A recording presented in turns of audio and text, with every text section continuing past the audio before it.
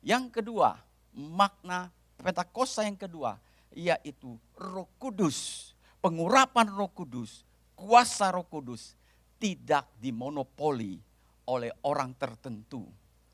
Yoel, kitab Yoel pasal 2 ayat 28 dan 29. Kemudian daripada itu akan terjadi bahwa aku akan mencurahkan rohku ke atas semua manusia. Maka anak-anakmu laki-laki dan perempuan akan bernubuat. Orang-orangmu yang tua akan mendapat mimpi. Teruna-terunamu akan mendapat penglihatan. Ayat yang ke-29. Juga ke atas hamba-hambamu laki-laki dan perempuan akan kucurahkan rohku pada hari-hari itu.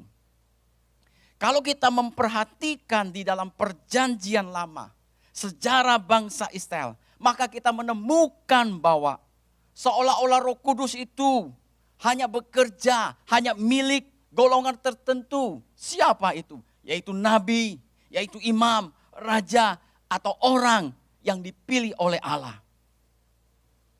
Salah satu contoh orang yang dipilih oleh Allah yaitu Otniel. Bapak Ibu bisa membaca dalam kitab Hakim-Hakim pasal 3 ayat 7 sampai ke 11. Pada masa itu bangsa Israel hidup semaunya dengan melupakan Tuhan. Mereka melakukan apa yang jahat di mata Tuhan. Oleh sebab perbuatan mereka yang jahat itu, maka Tuhan menyerahkan mereka kepada Raja Mesopotamia Utara atau Raja Aram. Oleh karena penindasan yang berat, penderitaan yang mereka rasakan, bangsa Israel datang kepada Tuhan. Mereka berseru-seru meminta pertolongan Tuhan.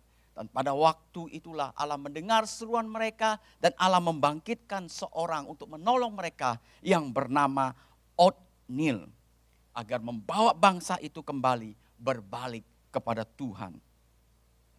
Dalam Hakim-Hakim pasal 3 ayat 9 dan 10. Lalu berserulah orang Israel kepada Tuhan. Maka Tuhan membangkitkan seorang penyelamat bagi orang Israel, yaitu Otniel, anak Kenas, adik Kaleb. Roh Tuhan menghinggapi dia dan ia menghakimi orang Israel. Ia maju berperang, lalu Tuhan menyerahkan Kusyan, Risyatim, Raja Aram ke dalam tangannya. Sehingga ia mengalahkan Kusyam dan Risyatim. Dari cerita Otniel ini, kita memperoleh satu gambaran yang jelas.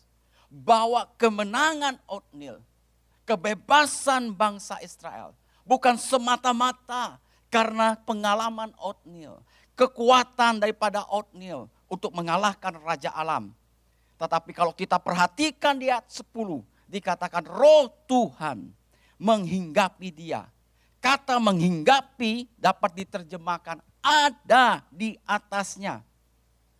Jadi dapat kita katakan Roh Kudus mulai menghinggapi Otniel dan tinggal di atas Otniel, sementara Otniel melakukan pekerjaan menghakimi, memerintah dan membebaskan bangsa Israel dari musuh-musuhnya. Jadi kemampuan yang dari Roh Allah memampukan Otniel memenangkan banyak pertandingan, peperangan yang ada pada waktu itu. Oleh sebab itu Bapak Ibu Saudara sekalian yang sedang mengikuti ibadah online ini, tanpa Roh Kudus sulit bagi kita mengalami kemenangan atas pergumulan hidup. Tanpa Roh Kudus segala upaya yang kita lakukan seperti seorang menjaring angin. Tanpa Roh Kudus sulit bagi kita menang atas dosa.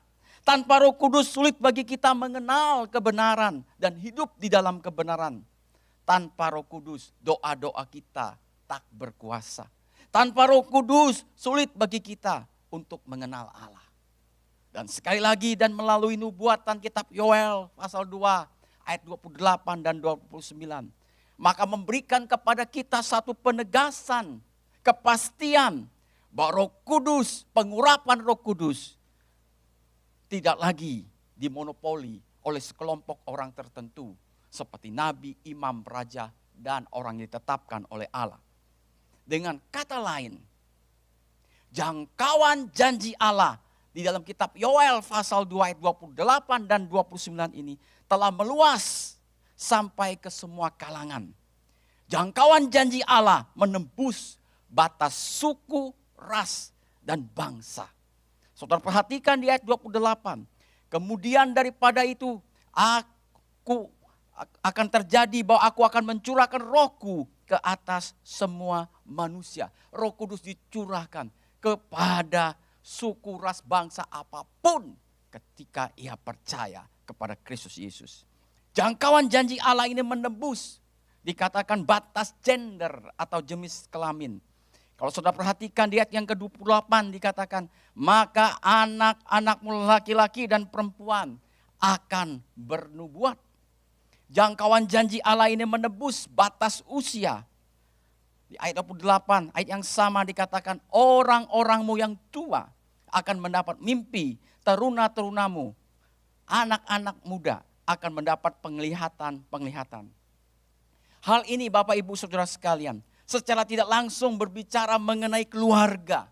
Karena di ayat tersebut diucapkan tentang anak-anak muda, orang-orang tua atau teruna-teruna. Ini memberi gambaran kepada kita bahwa janji Tuhan kepada kita sebagai kepala keluarga, sebagai orang tua. Oleh sebab itu sebagai orang tua, kita dapat mendorong anak-anak kita untuk berdoa, meminta kuasa Roh Kudus memperlengkapi mereka. Oleh sebab itu sebagai orang tua kita dapat mendoakan anak-anak kita untuk mengalami pengalaman kuasa supranatural dari kuasa Roh Kudus. Oleh sebab itu sebagai orang tua kita dapat bersama-sama anak-anak kita dalam doa meminta kepenuhan daripada Allah, Roh Allah itu sendiri. Dan sebagai kepala keluarga kita dapat berdoa agar Roh Kudus membimbing seluruh anggota keluarga kita. Jangkauan janji Allah menembus batas status. Di ayat 29 dikatakan, juga ke atas hamba-hambamu laki-laki dan perempuan akan kucurahkan rohku pada hari-hari itu. Jadi jelas bagi kita bahwa Roh Kudus, pengurapan Roh Kudus, kuasa Roh Kudus tidak lagi berhenti pada golongan tertentu. Tapi Roh Kudus tersedia bagi semua orang percaya. Dari usia muda sampai usia lanjut.